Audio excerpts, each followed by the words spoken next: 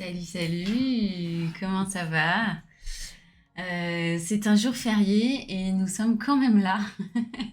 Voilà, le bruit au taquet, même le 1er mai. J'espère que vous allez aussi nous rejoindre. Du coup, je vais terminer quelques petites choses en attendant peut-être que vous nous rejoigniez. N'hésitez pas à nous faire un petit coucou sur le chat si vous êtes là. Je vois qu'il y a déjà quelques personnes. Fou.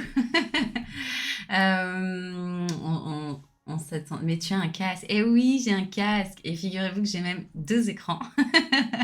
Mais pour l'instant, il n'y en a qu'un qui fonctionne. Mais bientôt, les deux fonctionnent. Enfin, pas bientôt, en fait, dès le prochain live.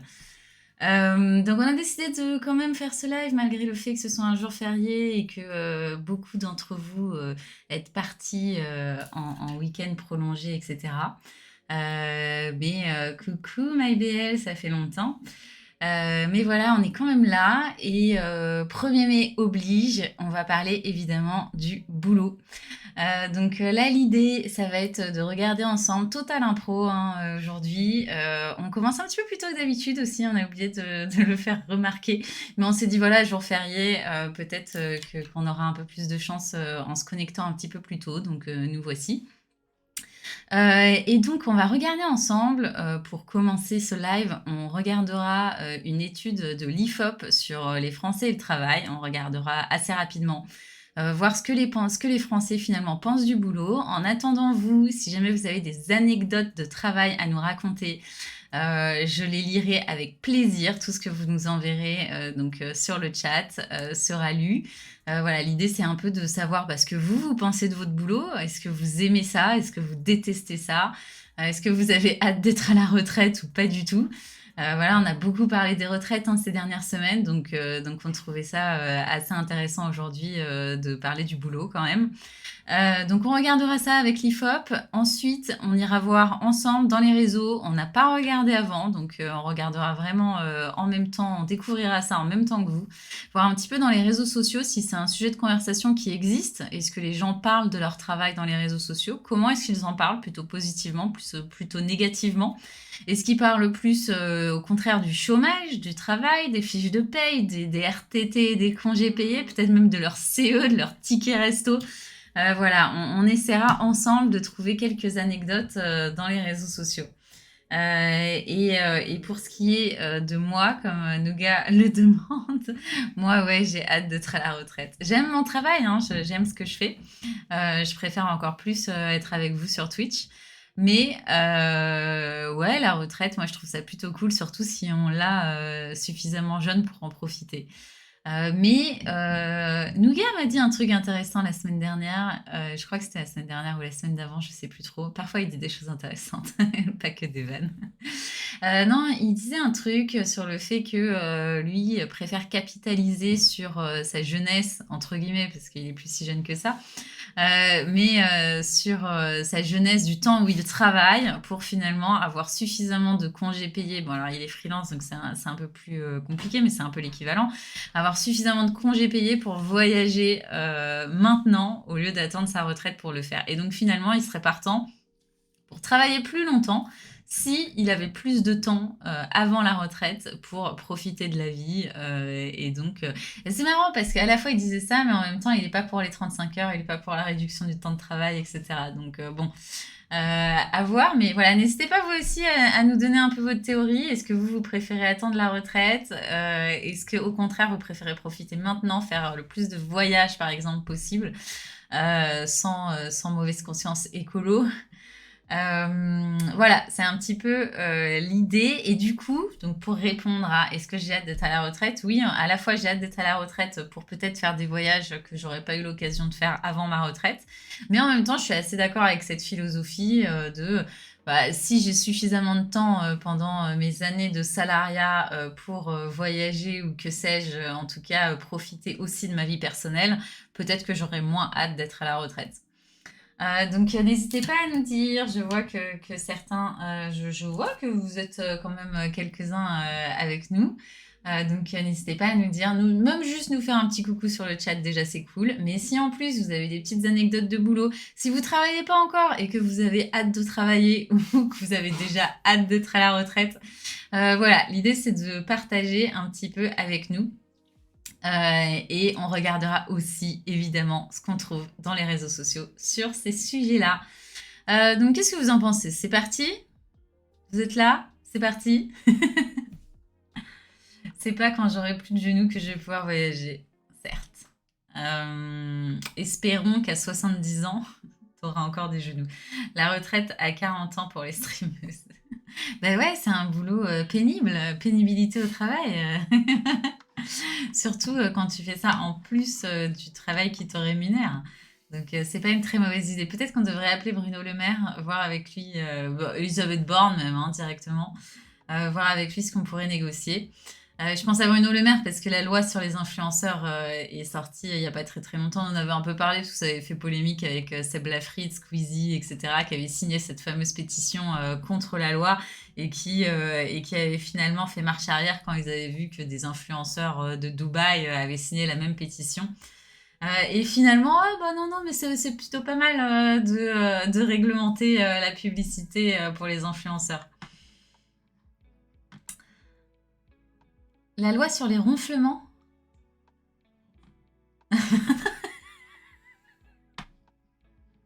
Ça pourrait être aussi une idée, hein. Je sais pas ce que t'en penses, Nougat, mais ça peut être aussi quelque chose. Je... J'ai pas très envie de parler du ronflement brun. Mais si vous y tenez, peut-être qu'on pourrait en parler. Si vraiment sur le chat, vous me dites si on parle du ronflement brun, alors on parlera du ronflement brun. Mais pour l'instant, comme vous êtes un peu timide, on va pas en parler. On vous laisse découvrir si vous n'êtes pas au courant de ce sujet. Et on y reviendra plus tard si vous le réclamez. Donc je vais commencer avec cette étude de l'IFOP qui est sortie en tout début d'année, donc très très récente ici. Allez hop, je vous le mets en plein écran. Ah, le plein écran n'est pas terrible là-dessus. Non, on va se remettre plutôt comme ça. Voilà, je pense que c'est mieux. Et donc on va le parcourir rapidement. On est déjà à la slide 7 quand on passe quand on passe à la méthodologie. Donc vous voyez, il y a 18 pages, donc ça va aller vite. Maëbelle n'est absolument pas au courant du renflement brun. Tu vas pas être déçu. Écoute, tape sur Google et reviens vers nous dans 2-3 minutes. Et si tu veux qu'on en parle, on en parlera ensemble. Donc, la place accordée au travail. Pour vous, aujourd'hui, le travail, c'est avant tout une contrainte nécessaire pour subvenir à ses besoins, un moyen pour les individus de s'épanouir dans la vie. Bon, aujourd'hui, voilà, c'est à 58%, c'est une contrainte nécessaire pour subvenir à ses besoins. N'hésitez pas, vous, à nous dire si vous bossez ou si vous ne bossez pas. Si vous bossez, pour le coup, est-ce que pour vous, c'est également une contrainte ou est-ce que vous kiffez votre boulot? Là, l'idée, c'est un peu ça, c'est de savoir ici qui kiffe son taf et qui, au contraire, le déteste et n'arrive pas à s'y épanouir. Ensuite, on a quoi pour vous? Donc, toujours le travail, c'est avant tout. Ok, c'est exactement la même chose. Ah oui, d'accord, on est sur une autre... Je pensais qu'on aurait d'autres questions que celle-ci, mais a priori, non. Donc là, en fait, ce qu'on va voir ensuite... Alors, attendez. Dans la première, on était voilà, sur l'ensemble des Français. Ça date de fin février 2023, donc c'est vraiment hyper frais. Et si on regarde un petit peu plus dans le détail, actifs et salariés, donc là, pour le coup, on monte à 60 pour les salariés, donc une contrainte nécessaire pour subvenir à ses besoins. Donc a priori, 60% des salariés aujourd'hui en France ne kiffent pas leur taf, clairement. Pour eux, c'est une contrainte. 40%, un moyen de s'épanouir.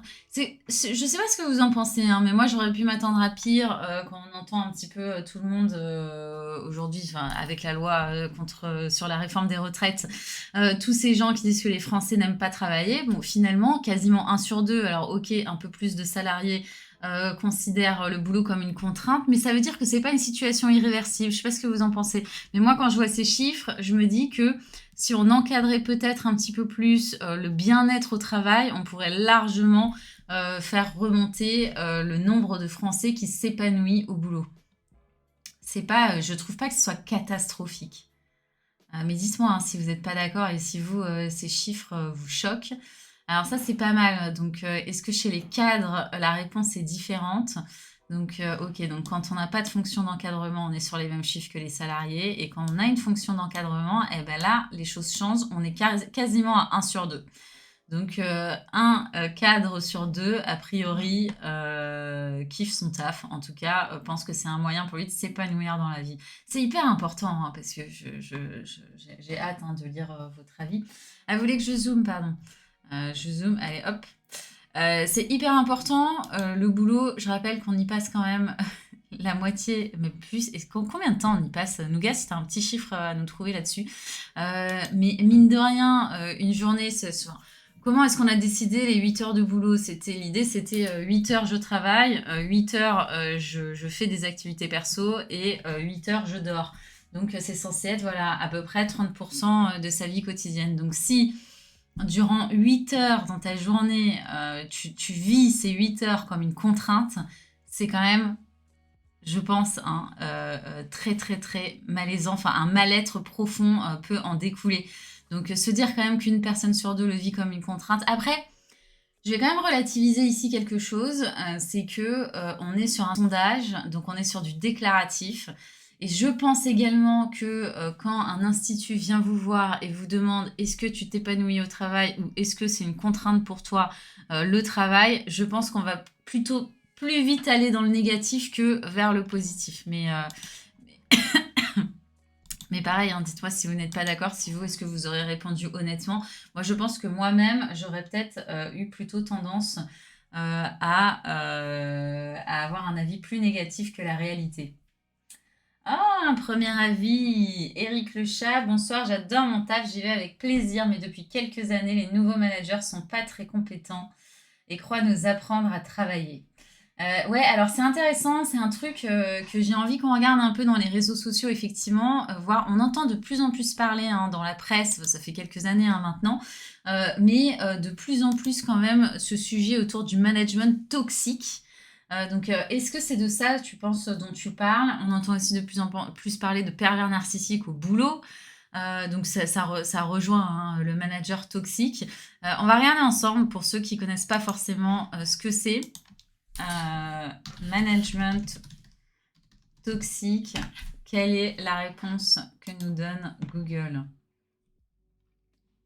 Manager toxique, comment y faire face? Comment reconnaître un manager? Allez, médecin direct.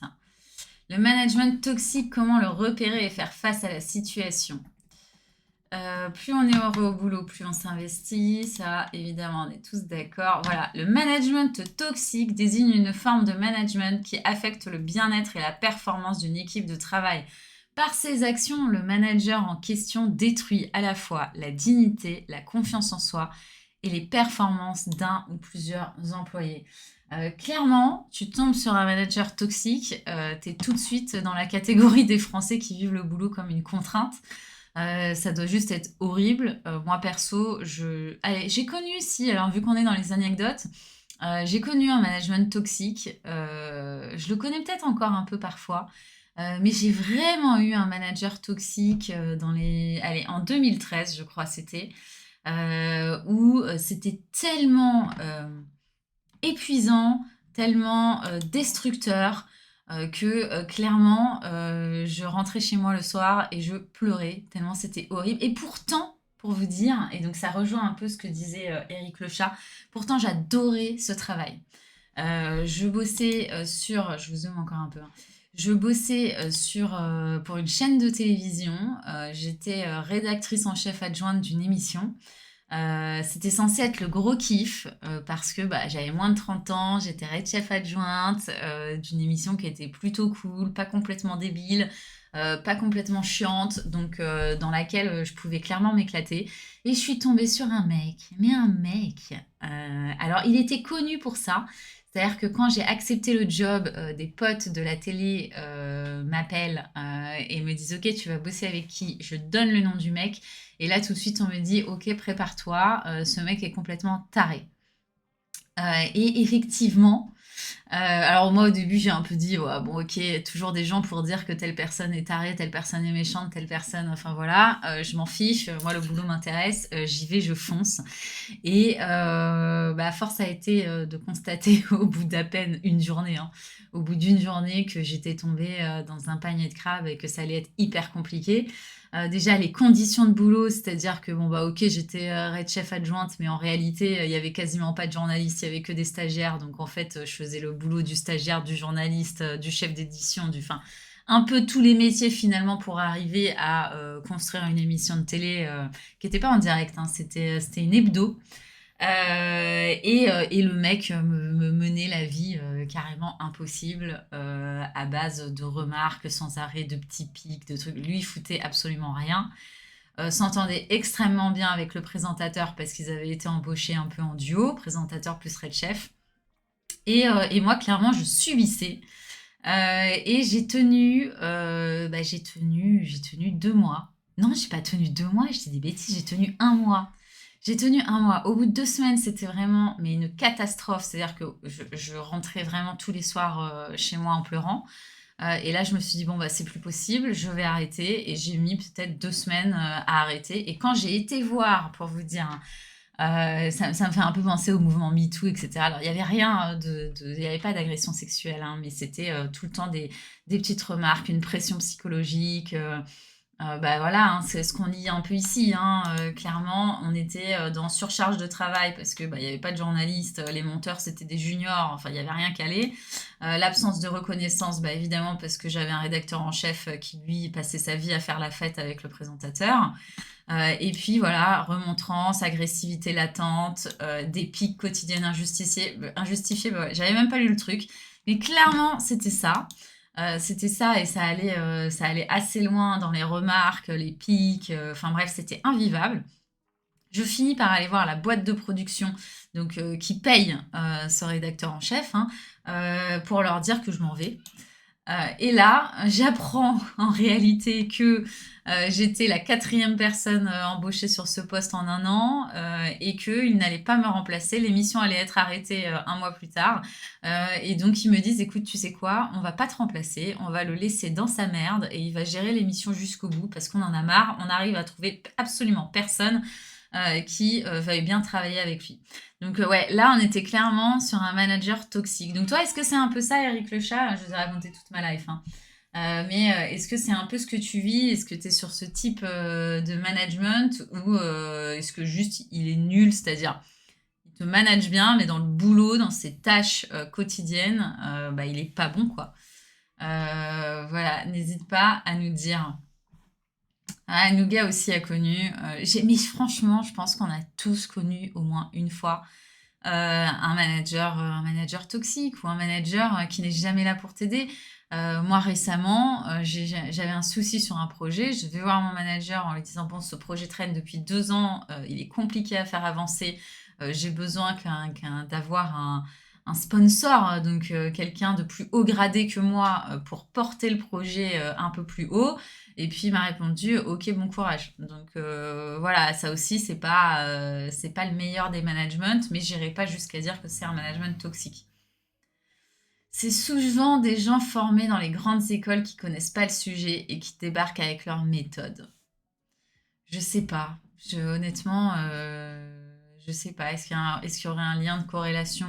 Je suis pas sûre que parce que tu sors de HEC, t'es un Ah ok, pas les toxiques. D'accord.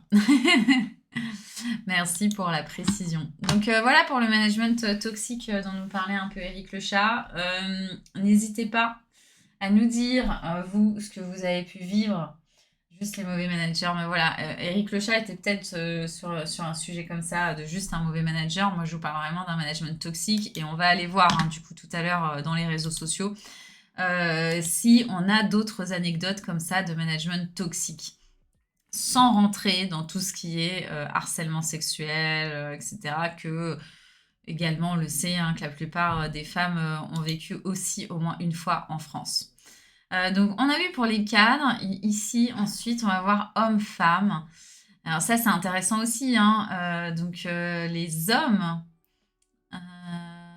Contraintes nécessaires, 58%. Ouais, non, donc on n'a pas de différence. Mais non, c'est assez intéressant, je trouve. Il n'y a pas de différence de chiffre entre les hommes et les femmes, malgré les inégalités salariales. Donc ça, c'est quand même assez surprenant, je trouve, dans cette étude. Et au niveau de l'âge, euh, je viens vers toi, Eric Le Chat. Dans 2 minutes, je regarde un petit peu ce qu'on a, ce qui pourrait être intéressant au niveau de l'âge. 35 et plus. Ouais, donc finalement, a priori, plus on vieillit et plus on vit le travail comme une contrainte. Sauf quand on est à 65 ans et plus. En gros, une fois qu'on est à la retraite, c'est un peu ça, ou en tout cas qu'on pourrait être à la retraite, et bien là, on se met à vivre le travail comme un moyen de s'épanouir. Bon, plutôt logique, parce que si tu as passé l'âge de la retraite et que tu bosses encore, a priori, c'est que tu kiffes ton boulot, que tu as un management cool aussi, en tout cas qui te permet de t'épanouir et qui te donne envie de ne pas prendre ta retraite tout de suite ou de prendre on peut aujourd'hui prendre sa retraite et puis travailler quand même en complément. Donc avoir un complément de retraite comme ça. Moi, je sais qu'il y avait dans ma boîte, encore il n'y a pas longtemps, un mec qui avait plus de 70 ans, donc qui avait sa retraite, mais qui continuait quand même à bosser chez nous en consultant, qui faisait quelques missions de temps en temps, et qui du coup adorait bosser. Donc Eric Le Chat, tu nous disais, il fait plus partie du groupe, ils l'ont viré, mais il nous a fait la misère pendant 13 mois. Un jour, il m'a crié dessus en me disant, ici, c'est moi qui commande. J'ai répondu, ok, mais moi, je vous écoute pas car vous êtes un incompétent et une personne mauvaise. J'ai pris 3 jours de mise à pied. Ah ouais, chaud. Ah ouais, là, t'étais... Bah, en fait, ouais, a priori, t'étais dans un management hyper vertical où en fait, bah, je suis le responsable, donc tu fermes ta bouche, tu fais exactement ce que je te dis quand je te dis de le faire, et ça s'arrête là. Donc là, ouais, je pense qu'à cette période de ta vie, tu devais vraiment vivre le travail comme une contrainte. Après, ça a duré 13 mois. Bon, 13 mois, ça peut être long, hein. Ça peut être très très long, 13 mois. 13 mois, quand tu le vis mal comme ça, que tu as un mec irrespectueux et en plus incompétent, ça doit être extrêmement long à vivre. Il avait 45 ans. Là, le nouveau, il a 25. Il est très gentil et nous demande souvent notre avis avant de prendre une décision. Et toi, t'as quel âge, si je peux me permettre, Eric Le Chat? Parce que c'est intéressant aussi. Oui, alors, du coup, il est sur un management ouais, plus jeune, plus moderne. Mais ce qui peut être compliqué également quand tu es manager et que tu as 25 ans, c'est quand tu manages des personnes plus âgées. Donc ça aussi, ça peut être... Alors ça, c'est peut-être plus compliqué pour le manager que pour le manager. Mais ouais, le management moderne, qu'est-ce que c'est le management moderne? C'est aussi c'est un vrai sujet, hein. Mais on tend quand même à beaucoup moins de verticalité et un management beaucoup plus horizontal. Donc, on arrête en fait cette pyramide de c'est moi qui décide de tout, je te dis quoi faire, quand le faire, et on essaye plutôt de travailler, d'avoir comment dire, une compatibilité des compétences. C'est-à-dire, je peux être ton manager, mais ne pas avoir certaines des compétences que tu vas m'apporter en tant que salarié managé. On tend plus vers un fonctionnement comme ça aujourd'hui dans le management moderne. J'ai 48 ans et je suis dans ce métier et dans cette boîte depuis l'âge de mes 18 ans. Waouh! Ah ouais, non, bah t'es un cas d'école là. 30 ans de boîte et tu aimes toujours ce que tu fais, a priori, vu que tu avais commencé en nous disant que tu adorais ton boulot. C'est génial, c'est absolument génial. Alors pour le coup, tu dois être dans une boîte plutôt pas mal pour qu'elle arrive à garder quelqu'un pendant 30 ans. Ou est-ce que tu es une exception dans cette entreprise? C'est intéressant aussi de voir parce que je sais pas ce que vous en pensez, mais moi j'ai un peu tendance à me méfier des entreprises dans lesquelles il n'y a que des jeunes. Parce que bah, à la fois déjà je me dis ok donc ça veut dire qu'ils payent pas. Ça veut dire qu'ils cherchent que des profils juniors, donc qui vont payer au rabais, et que une fois que ces profils juniors vont leur demander une augmentation, une évolution, on leur dit non et on en prend un autre. On leur dit non, on le vire ou pas, ou ils démissionnent et on en prend un autre et donc on a un turnover assez élevé et donc peu de gens qui ont 30 ans de carrière. Au contraire, moi quand j'entends parler d'une boîte dans laquelle il y a énormément de gens qui sont là depuis 20 ans, depuis 30 ans, Bah, ça peut me donner envie dans le sens où je vais me dire: «OK, ça veut dire qu'ils sont bien traités, ça veut dire qu'on les fait évoluer». Je vais avoir, cet état d'esprit. Alors qu'il y a 10 ans, j'aurais peut-être pas dit ça, hein. J'aurais directement été, dans une boîte, bah, style start-up, où tu as que des jeunes. Mais même dans les start-up aujourd'hui, on recrute, quand même des profils, plus seniors parce que finalement on dégage, de la thune, quoi. C'est vrai que c'est rare 30 ans dans la même boîte et vous êtes plusieurs dans ce cas-là. Bah, franchement, trop bien, quoi. Et tu comptes y rester jusqu'à la retraite? Tu en tête, en tout cas, aujourd'hui, t'as pas en tête de partir avant la retraite, tu comptes terminer ta carrière là-bas ou pas? Après 30 ans, je me dis que ça doit être très difficile de se mettre dans une démarche de recherche de travail. Je sais pas, hein, peut-être que je me trompe, mais je me dis 30 ans dans la même boîte, tu sais plus en fait passer un entretien, faire un CV. Ouais, tu comptes finir ta carrière là-bas. Et bah, belle carrière hein, dans une même entreprise. Si tu as réussi à y évoluer et surtout à t'y épanouir, franchement, chapeau. Chapeau. Et c'est très cool d'entendre des profils comme ça. Et j'espère juste que bah, effectivement, tu pourras y rester jusqu'à la retraite. Parce que le chômage chez les seniors, donc elle est passée.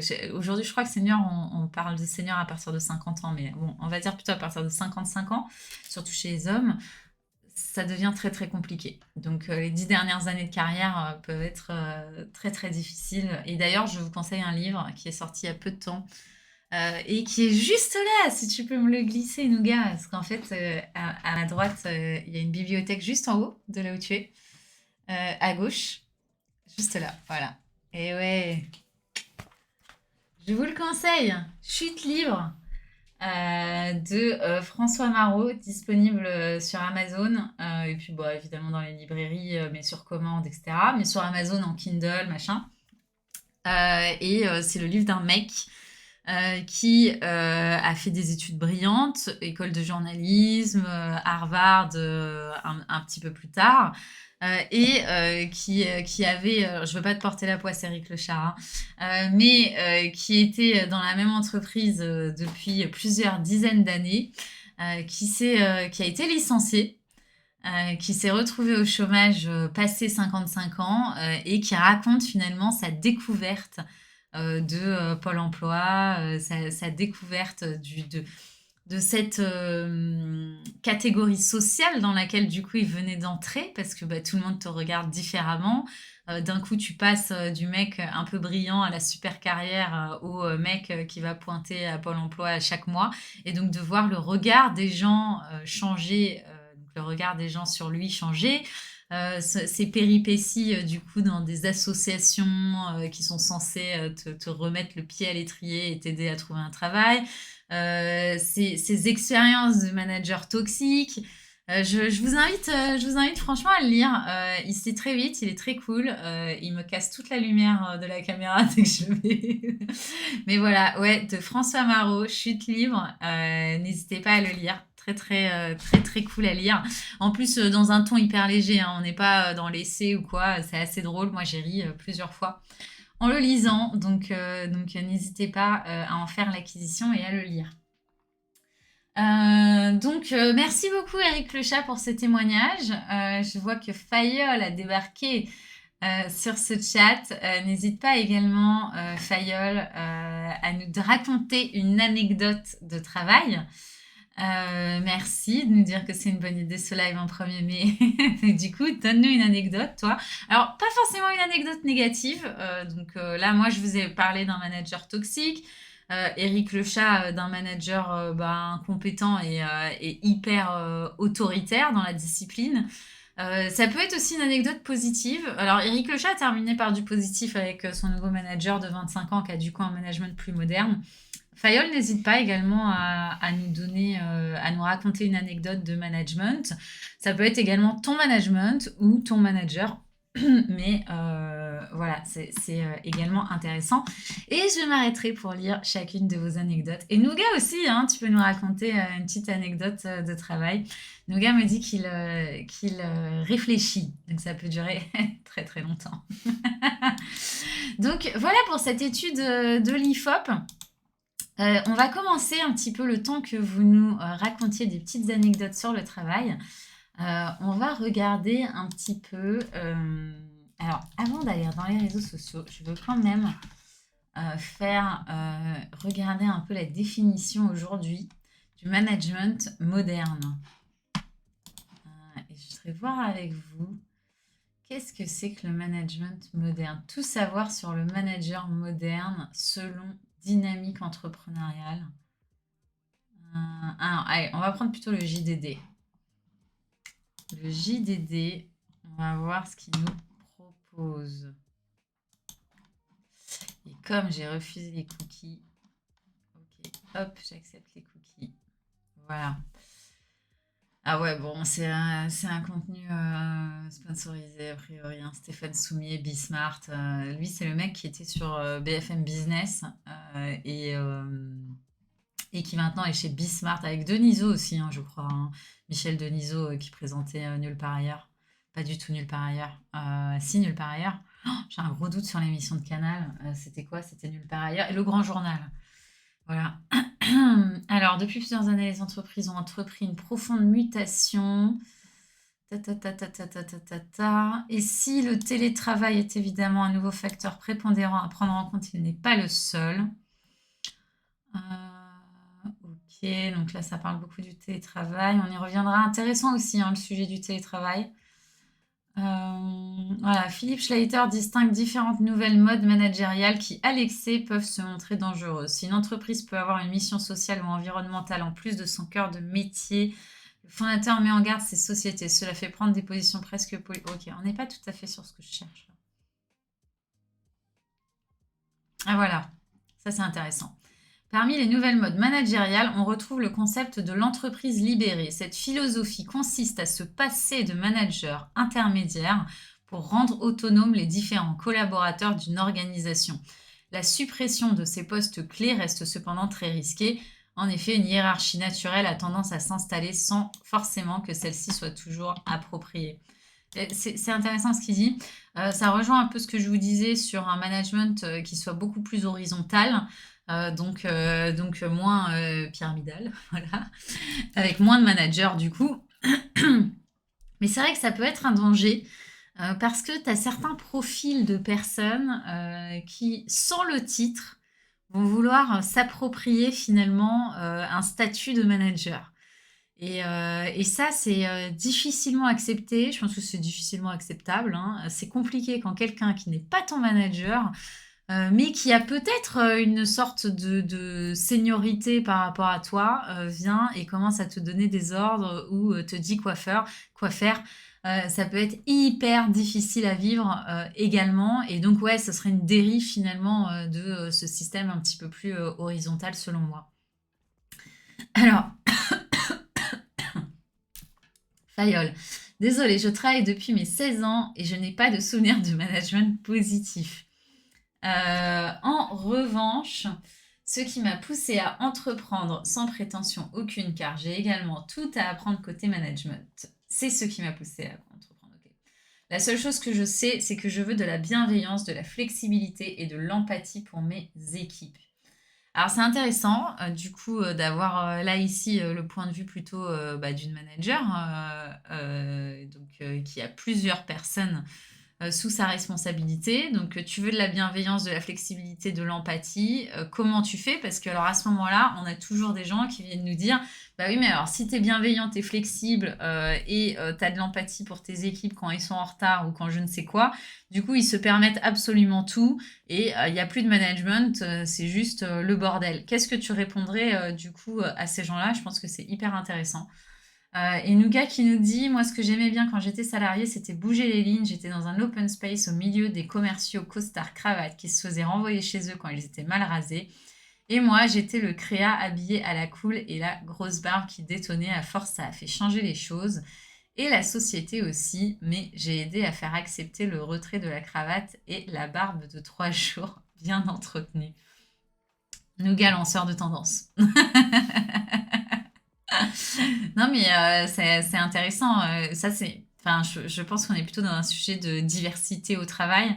Et ça rejoint peut-être un tout petit peu ce que je disais sur l'univers startup qui, moi, m'attirait énormément à un moment donné pour le côté jeune et donc, du coup, justement, un peu où tu te sapes comme tu veux parce que bah, on n'est plus dans cette mode c'est quoi le truc habille-toi pour le poste que tu souhaites et donc du coup qui serait costard cravate tailleur pour les nanas enfin voilà c'est un peu terminé tout ça en même temps la diversité dans ce type d'entreprise et je pense qu'il y a de plus important.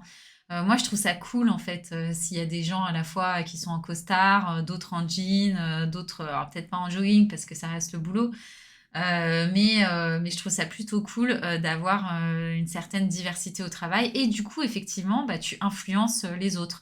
Et donc là, typiquement, tu avais une sorte, Nougat, il avait une sorte de diversité au boulot. Ou en tout cas, c'était lui seul qui représentait la diversité au milieu de ses commerciaux costard-cravate. Et c'est ça, moi, je trouve ça hyper important d'avoir un personnel hyper divers, diversifié dans son entreprise et à la fois de façon ethnique hein, aussi, c'est hyper important, c'est hyper enrichissant de travailler avec des gens qui ont peut-être d'autres cultures et ça, c'est de plus en plus possible avec le télétravail aujourd'hui. Et en même temps aussi juste bah, des gens complètement différents, donc de différents milieux sociaux aussi. C'est pas forcément une question de couleur de peau et d'origine. Mais voilà, tu vois, typiquement, un créa contre des commerciaux, on est aussi, je pense, dans une diversité. Je pense que Fayol tape pour répondre à la question de Nougat sur tu attends quoi de tes équipes. Mais c'est effectivement, mais tu vois, Nougat tout de suite dit en échange. Donc c'est marrant, hein, c'est tout de suite. On est en fait, je pense, très pas lobotomisé, mais étant donné qu'on a tout le temps vu dans la presse, à la télé, à la radio, enfin partout, cette répartie directement de oui, mais si tu donnes de la bienveillance, de la liberté, de machin, tes équipes font absolument n'importe quoi. Donc en échange, tu attends quoi d'eux? Tu prends quoi, toi? Il y a un truc un peu comme ça. Donc j'ai hâte d'entendre ta réponse, Fayol. Et maintenant qu'on a un peu vu t'es le vieux monde, bah ouais, Nougat, t'es le vieux monde. Maintenant qu'on a un petit peu vu cette définition du management moderne, j'ai commencé des petites requêtes, mais on va continuer ensemble. Hein. J'ai pas du tout regardé ce que ça donnait. Et l'idée, c'est vraiment qu'on regarde ensemble. Et si vous avez des idées de termes aussi, à aller regarder dans les réseaux sociaux. Donc là, on va aller regarder uniquement sur Twitter et TikTok. Parce qu'on est sur une requête de 13 mois, donc avec beaucoup de data, donc on ne peut pas emmagasiner dans notre petite licence offerte. Mais déjà, je vais bien me mettre ici en français. N'hésitez pas pendant que je prépare à me dire si vous avez des idées de requêtes qui vous intéresseraient. Je serais hyper curieuse de les entendre.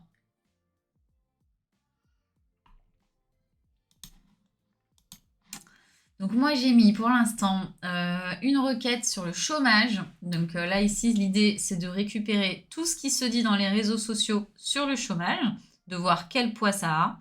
J'ai également créé une requête sur les RTT et les congés payés. Donc voilà, histoire de voir si les gens parlent beaucoup de RTT, de congés payés dans les réseaux sociaux. Bon, là je vous l'ai dit en l'occurrence on est sur Twitter et TikTok. Également une requête sur le salaire.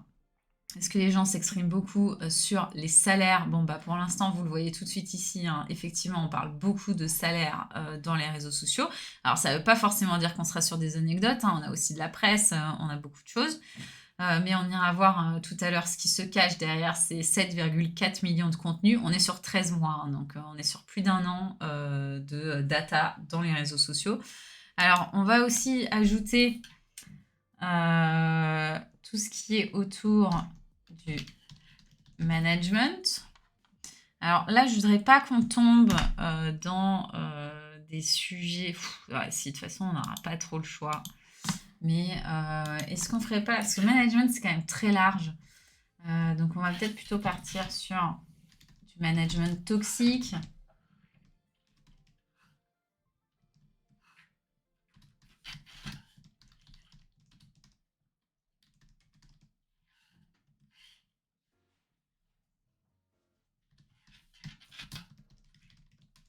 Je mets pervers narcissique parce qu'aujourd'hui, on parle beaucoup des pervers narcissiques. On va aller voir ensemble hein, la définition pour ceux qui ne savent pas. Puis alors en plus, aujourd'hui, c'est vrai qu'on a tendance quand même à employer ce terme un peu partout. Donc ce sera cool de revoir ensemble la définition du pervers narcissique.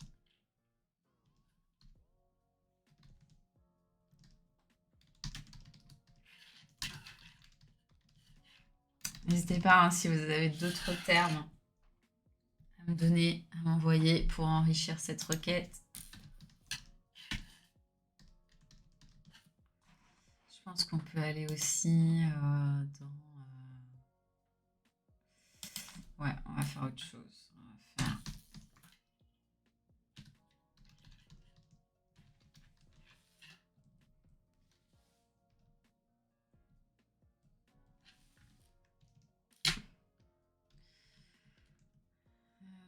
and toxique.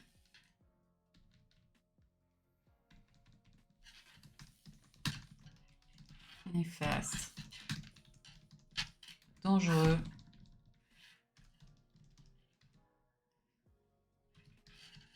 Malveillant. Donc là, je vais aller chercher tous les posts dans les réseaux sociaux qui contiennent les mots management ou manager avec les mots toxique, néfaste, dangereux, malveillant, pour voir un petit peu ce qu'on y retrouve. Et donc, on sera clairement dans quelque chose de négatif, hein, là, ici. Hein. Et donc ça, on n'en a plus besoin. Hop.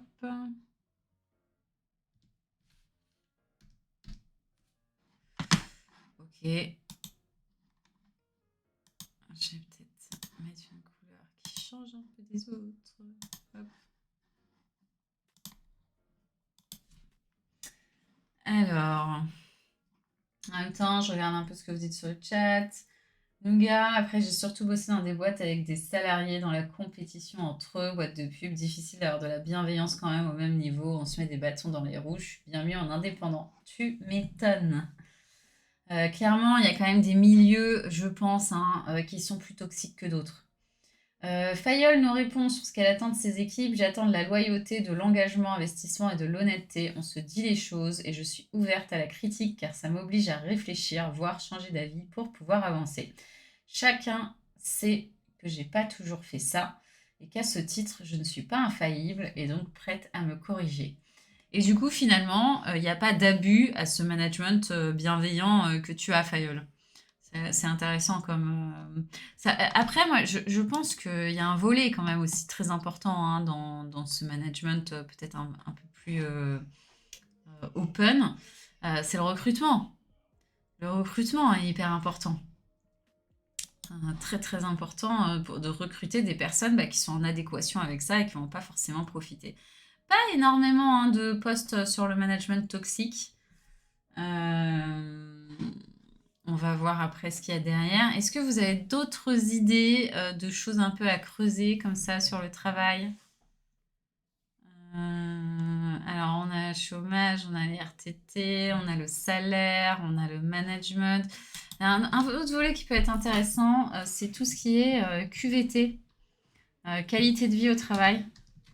Alors là, l'idée, ça ne va pas être de confronter les sujets entre eux, hein, mais vraiment, après, d'aller les voir un peu un par un et voir ce qui se cache derrière.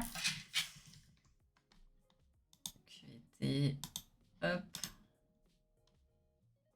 Alors, QVT, c'est la qualité de vie au travail. Vous savez, tous ces happiness managers et compagnie. Ah bah voilà, Lucas a tout de suite trouvé. Qualité de vie au travail, QVT. Je vais mettre aussi un happiness manager.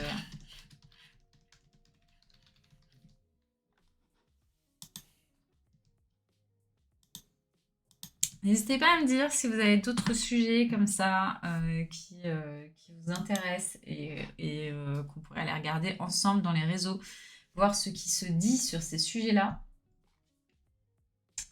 Je prends. Toutes les idées sont bonnes à prendre. On va regarder un peu. Alors, évidemment, on va regarder un peu en surface, hein, je vous préviens tout de suite. Dans le sens où on ne peut pas faire une requête élaborée. Enfin, là, on est vraiment sur un outil pour aller voir sur 13 mois et donc voir plutôt des tendances, des grosses tendances sur des thématiques. Donc, voir si on en parle plus, si on en parle moins.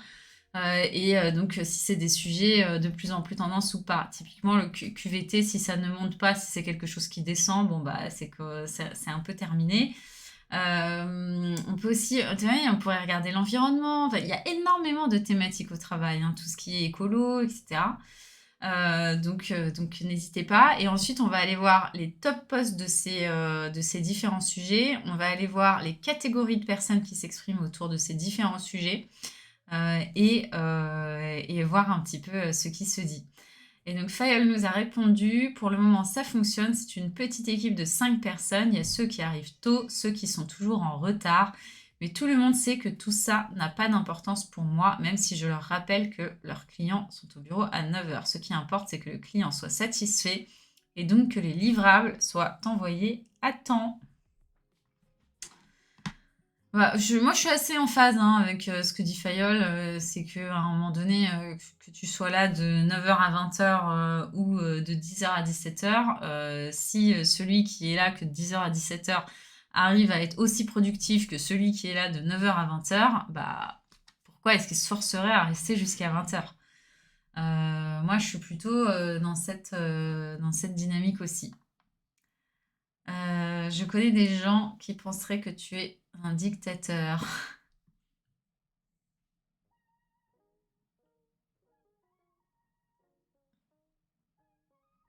Harcèlement moral. J'ai bugué là un peu, hein. Harcèlement, parce qu'en fait, harcèlement moral, je me dis avec management toxique, putain, et QVT, c'est tout petit, hein. Parce que là, je peux pas en mettre d'autres. Donc il faut que j'en supprime un. Est-ce que je le mets avec management toxique, le harcèlement moral? Ou est-ce qu'on se perdrait un peu? Ouais, j'ai pas compris, moi, hein, le du côté dictateur. Pourquoi t'es un dictateur si tu laisses les gens faire?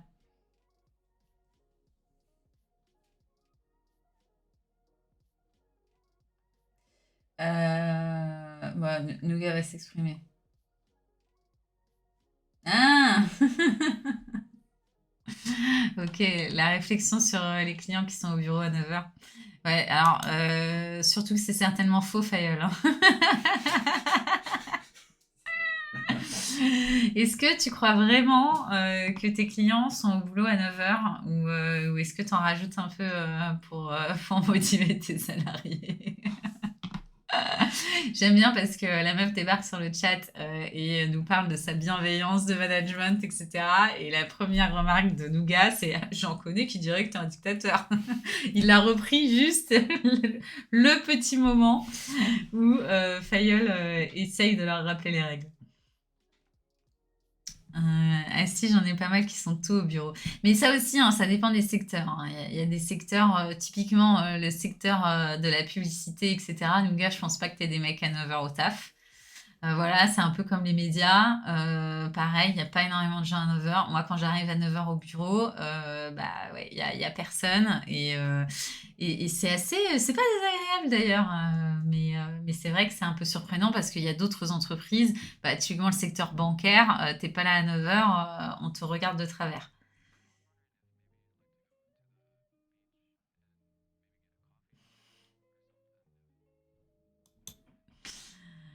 C'est toi le boomer, hein, Nougat, hein. Mais s'ils sont en train de cuver de la veille, de décuver du coup, j'en rajoute, c'est moins comme ça maintenant. C'est cette phrase-là qui fait hyper boomer. C'est moins comme ça maintenant. Et en plus, c'est boomer de dire un boomer. Ça, je sais pas. Faudrait qu'un jeune ici nous le dise. Bah, déjà, truc de boomer, j'ai appris, après on regarde hein, dans les réseaux sociaux, j'ai appris il y a très peu de temps le truc là, Bakoubé là. T'as les craintes. Oh, attendez, je pas envie de dire une bêtise. Je crois que c'est ça, c'est t'as les craintes. Quoi? Bakoubé, vous connaissez ça? T'as l'écran T. T'as l'écran... Ok, Nougat, il connaît pas. Tendance des réseaux sociaux. C'est surtout sur TikTok. Coucou les Jones. Je vais vous parler de la Wawawa. Quoi? Pardon? Kwakoubé. Quoi? Non, plus sérieusement, Kwakoubé, ça date un peu et on pensait que tout le monde allait flopper à vie avec cette expression. Mais elle redevient une trend grâce à David Lacaillé, un TikToker hilarant qui a environ entre 14 et 39 ans. Et tout le monde reprend le son avec cette choré légendaire. Mais la best vidéo reste celle-ci. T'as les croptés, Apigné, Kwakoubé, Kwakoubé, Kwakoubé. Du coup, conclusion, si vous voulez le meilleur moyen de placer un Kwakoubé, mieux vaut placer un petit...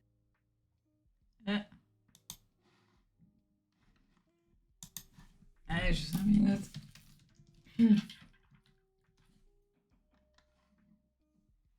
C'est une grosse trend dans les réseaux.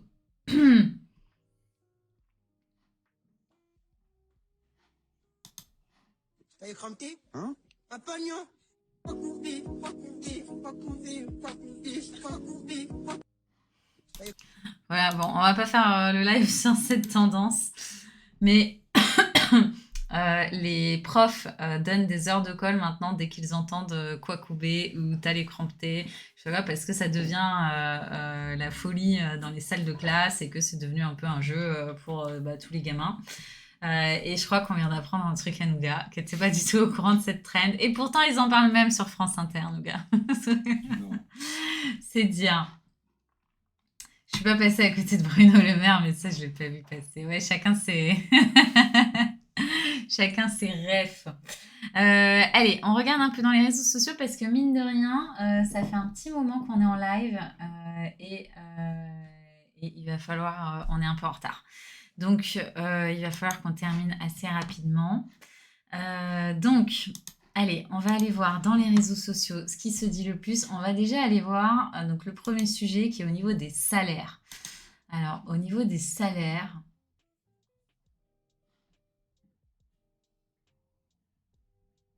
qu'est-ce qui va se cacher derrière les salaires? Alors, on est sur 13 mois. Hop, j'ai une tendance en mois. Voir si c'est un sujet qui est assez stable. Alors, évidemment, ça c'est le mois de mai, donc du coup, il est très faible.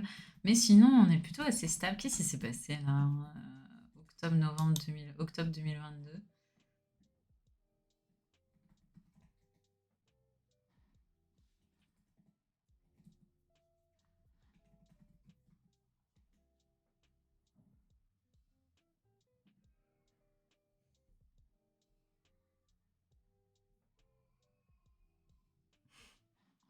Elon Musk a racheté Twitter pour 44 milliards de dollars. Ça paraît énorme, mais finalement, ça représente que 4 mois de salaire.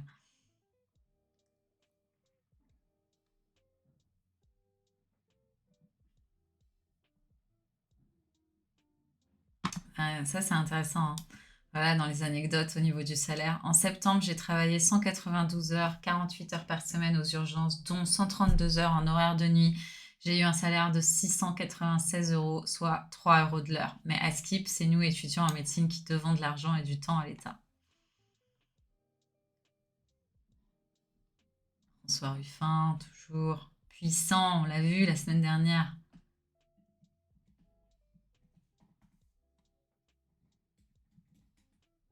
Waouh, en Suisse, 4400 € de SMIC.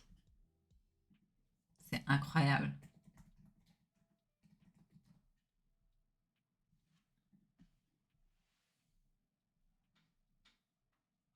Incroyable.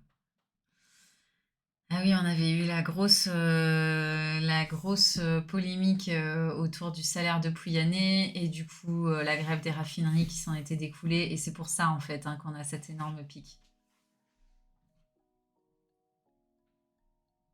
Je t'ai envoyé un lien avec des chiffres intéressants. Et tu me l'as envoyé où? Et en fait, je vous montre pas l'écran depuis tout à l'heure. Et personne me dit rien. Ah là là là là, ça suit, hein. J'étais en train de vous montrer plein de trucs, hein. en train de vous montrer plein de choses.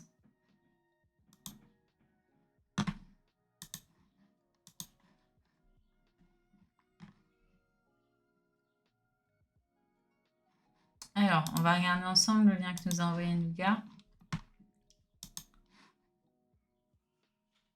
De l'INSEE.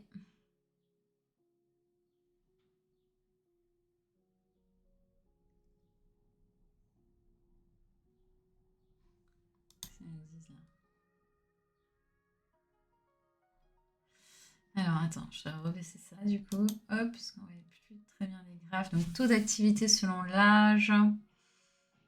Ce qui descend pas mal, c'est à 15-24. Ouais, mais bon, les gens font de plus en plus d'études, donc c'est pas déconnant. Les 50-64 sont en hausse. Alors en hausse aussi parce que on se termine plus de travailler à 60 ans. Donc je pense que ça joue beaucoup dans ces chiffres. Si nous mettre là. Ok. Taux d'activité selon le sexe. Les hommes sont en jaune, les femmes sont en bleu. Et en 75, il y avait quand même une grosse disparité entre les hommes et les femmes qui tend vraiment à se réduire d'année en année. Ça, c'est intéressant. Mais bon, on le sait quand même. Il y a de moins en moins de mères au foyer, quoi. Mais ça ne veut pas dire que ça réduit les différences de salaire. C'est les secteurs que je trouve intéressants. Alors, où sont les secteurs? Ici, emploi selon la catégorie socio-professionnelle et l'âge en 2022.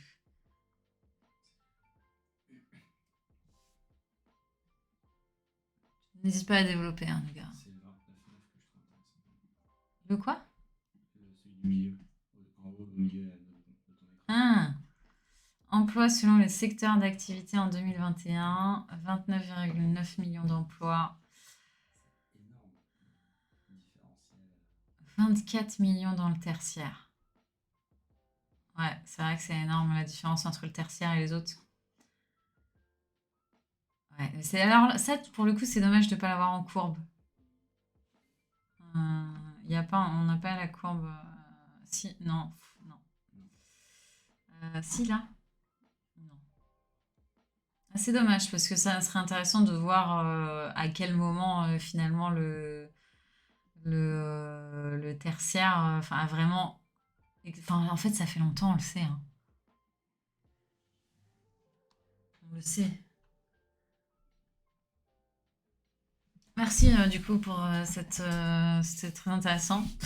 Attends, mais tu nous dis rien en plus. C'est toi le journaliste. Ok, donc on repart à nos moutons. Et du coup, cette fois-ci, vous voyez, j'étais en train en fait de vous montrer ce qui se disait sur les salaires. À ce moment-là où on a eu un pic, et en fait, ce pic correspond à la pénurie d'essence, la grève des raffineries. Donc, il est gonflé, donc. C'est pourquoi on a ce pic à ce moment-là. Mais on va aller voir quand même les top posts. On va se contenter des top posts parce qu'on est vraiment à la bourre, malheureusement.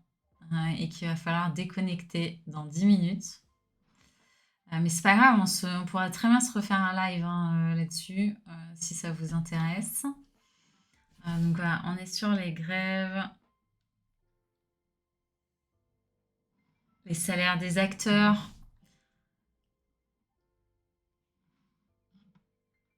Qui peut vivre avec 680 € par mois? Intéressant, ça, on va regarder. Vous vivriez, vous, avec 1300 € par mois? Bien, le Vous SMIC vivriez, à vous, avec 1500 € €. par mois? Là, on a parlé des aides à domicile, d'aide à la personne. C'est 682 € en moyenne par mois. Qui peut vivre avec 682 € en moyenne par mois pour un métier aussi essentiel? Dans le BTP, c'est 830 € en moyenne. C'est ça les questions qu'il faudrait se poser. Se dire comment ça se fait qu'aujourd'hui, dans ce pays, on travaille et on ne peut pas vivre de son travail. Et c'est pas en allant mettre la pression et en disant on va faire venir des gens pour qu'ils aillent faire ces métiers-là. Non, il faut penser à augmenter les salaires. Il faut augmenter les salaires dans ce pays. Il faut qu'on puisse vivre de son salaire. Et vous parlez tout à l'heure du Rassemblement national qui ont voté d'ailleurs contre la hausse des salaires à chaque fois qu'on l'a proposé. Et tout à l'heure vous parliez de hausse de salaire. Moi, je n'ai pas vu de hausse de salaire de la part de cette majorité-là. Il y a même la DARES, donc le ministère du Travail, qui explique qu'il faut augmenter les salaires. Le SMIC, de combien? Les retraites. De combien vous avez augmenté le SMIC? Elles ont augmenté. Donc, tout à l'heure, je ne vous l'avais pas vu du coup, mais je vous montrais, que en Suisse, du coup, dans le canton de Genève, ils ont augmenté le SMIC qui a atteint désormais les 4 400 euros. Donc, je voulais quand même voir qui était ce Damien Maudet, député de Haute-Vienne. Je le connais pas. Je crois pas. Ça me dit rien.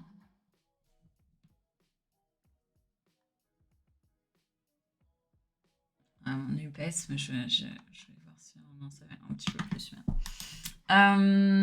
Hop. Donc, il a fait 1,6 million de vues avec cette vidéo. Donc, très, très, très viral. C'est marrant parce que, alors du coup, on a le salaire des smicards qui arrive tout de suite. On a le salaire des stars, des acteurs, des chanteurs qui choquent de plus en plus. Là, c'est quoi le salaire d'un astronaute? Bon, alors, eux, ils sont prêts à tout pour recruter. L'armée de terre. Quand un élève a un meilleur salaire que le professeur. Daniel, je voudrais te parler. Ah, ouais, qu'est-ce qu'il y a, monsieur? Tes notes sont très limites alors que tu pourrais tellement faire mieux. Pourquoi tu n'étudies pas? En vérité, monsieur, vu ma situation, j'ai pas vraiment besoin d'étudier. Mais c'est important, l'école te prépare à l'université pour que tu aies un salaire plus que correct. Monsieur, je me fais déjà de l'argent avec mes lives sur Twitch. Oh, c'est pas vrai, c'est quoi cette nouvelle mode? Est-ce que Twitch te permet d'avoir à manger, une voiture, un appartement? Vous savez qu'avec mes partenariats, je me fais plus de 5000 euros par mois? Oui, peut-être, mais ce n'est pas suffisant pour... T'as dit combien? Plus de 5000 euros par mois. Je sais, je suis élève et pourtant je gagne mieux ma vie que vous. C'est tout pour moi. Daniel, je voudrais te parler. Bon, on n'en est pas là, nous, les gars. Disclaimer direct. Il y a quand même...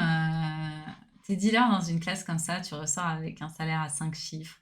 C'est marrant, hein, je trouve ça étonnant, moi, que ce type de sujet remonte aussitôt. On est quand même sur 13 mois de données sur les salaires. Hein, et on a très vite les stars du foot, du cinéma, de la chanson, les influenceurs, les dealers.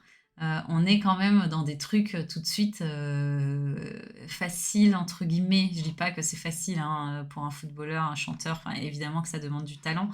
Mais je veux dire, aujourd'hui, ils atteignent quand même des salaires tellement astronomiques qu'ils sont même plus dans la sphère classique. Et c'est tout de suite eux qui ressortent. Je trouve ça assez intriguant. Vous allez embrouiller des employés qui font un job de merde et qui touchent des vieux salaires juste pour un burger. Vous êtes des merdes. Et ça, je pense d'ailleurs, et on va s'arrêter là après, et on reprendra, on fera un autre live si vous voulez pour creuser les différents sujets, parce que finalement c'est assez vaste, et que là on ne pourra pas tout faire, donc autant s'arrêter sur un premier sujet sur les salaires. Je trouve intéressant parce que je pense que les réseaux sociaux ont un impact assez fort là-dessus, sur ce mécontentement. Alors, je ne suis pas en train de dire que ce sont les réseaux sociaux, on serait content d'avoir 1300 euros par mois ou 800 euros, comme le disait ce député, pour des métiers assez spécifiques. Mais simplement le fait qu'on a une proximité aujourd'hui tellement importante grâce aux réseaux sociaux avec des personnalités qui sont normalement dans une sphère tellement différente de la nôtre qu'on n'a aucune idée de la vie qu'ils peuvent mener, du train de vie qu'ils peuvent mener, que forcément, je pense que le ressentiment augmente d'autant plus. Le ressentiment, la jalousie et l'envie finalement de faire la même chose. Je pense qu'à force de voir comment vivent, j'essaie de trouver un nom de footballeur connu, comment vivent Mbappé, et quoique je crois que lui il est assez discret sur les réseaux sociaux, mais un Adil Rami qui par exemple s'étale beaucoup plus, une Nabila qui a rien fait et qui est quand même méga blindée, ou même des dealers qui ont des comptes aussi sur Insta, etc., et dont on voit qu'ils mènent une vie de rêve. Je pense qu'à force de voir ça, à force de voir que ce que donne l'argent, finalement, bah, on veut encore plus d'argent et du coup, on se sent encore plus misérable que si on voyait pas tout ça. Le fait que cette sphère soit devenue tellement open et obvious pour nous augmente, à mon avis, le ressentiment qu'on a. Je sais pas ce que vous en avez pensé, mais ça m'intéresserait d'avoir votre avis là-dessus. Si vous êtes d'accord ou si vous pensez que je suis complètement à côté de la plaque. Mais c'est un peu le reproche hein, qu'on fait beaucoup à Instagram de nous montrer une vie rêvée. Je pense que ça joue aussi sur ces histoires de salaire. Encore une fois, je rappelle que je suis pas en train de dire que du coup, on serait content d'avoir 800 euros si on voyait pas ceux qui vivaient avec 20 000 euros. Mais je pense qu'on est encore plus malheureux d'avoir 800 ou 1300 euros si on voit que les autres ont 10 000 ou 20 000. Et comment ils vivent avec ça. C'est sûr que tes partenariats pour des livres de François Marot, ça va pas tout faire 5 000. Elle était pas mal celle-là. Il y a un live à faire sur Instagram et ses dérives. Ouais, et surtout sur... Enfin voilà, à creuser cette réflexion que je vous fais, mais je pense que on a beaucoup plus de ressentiment sur nos inégalités depuis qu'on a autant conscience pardon, de ces inégalités. Là, clairement, on les voit tous les jours. donc, je pense que voilà, le ressentiment est d'autant plus grand. Bon, bah, je suis désolée, du coup, il faut qu'on coupe ce live, alors que bon, on pensait qu'on allait faire 1 heure. Donc voilà, je pensais pas qu'on allait autant s'étaler sur nos anecdotes, mais je suis très très contente. Hein. Je suis très très contente que vous ayez partagé aussi des anecdotes avec nous. Du coup, on peut pas trop creuser le volet réseaux sociaux, mais c'est pas grave, on y reviendra. On refera des choses sur cette thématique-là. C'est cool de voir qu'il y a des gens aussi qui répondent présents malgré le fait que ce soit un jour férié. Donc on est content de l'avoir fait. N'hésitez pas, pour ceux qui ne sont pas encore abonnés à notre chaîne, à vous abonner. Je vous rappelle le principe, mais ça n'a pas été trop le cas ce soir, mais c'est pas grave. C'est de regarder le bruit et d'essayer de comprendre le bruit dans les réseaux sociaux et l'impact qu'il peut avoir en termes de tendance ou même dans la politique ou dans la vie de tous les jours. Essayez en tout cas de donner une voix à ces millions de posts qui sont publiés chaque jour. Donc si c'est un sujet qui vous intéresse, si les réseaux sociaux vous intéressent, si l'actualité vous intéresse, si les sujets sociétaux vous intéressent, voilà, n'hésitez pas à nous follow pour avoir les petites notifications de nos lives qui ont lieu donc normalement tous les lundis soirs à 20h. Aujourd'hui, on l'a fait un peu plus tôt pour cause de jours fériés. Et la semaine prochaine, on ne sera pas là pour cause de vacances. Mais on revient très vite avec encore plus de matos et du coup encore plus de surprises. Et on espère que vous serez au rendez-vous. Voilà, c'est toujours un plaisir d'être avec vous. Ou alors peut-être que je ferai un truc sans fif. Ouais, bien sûr, peut-être que Nougat... Alors du coup, Nougat, le bruit est connecté lundi prochain. Mais ouais, Nougat prendra les rênes avec une voix en robot et un masque. Un live de blague. Bon bah voilà, restez connectés. Il y aura peut-être un live lundi à 20h, un live what the fuck. Et du coup, je me connecterai aussi et c'est moi qui ferai la modération. Eh bien, je vous embrasse très fort. Je suis... Ne refais pas cette vanne, Nougat.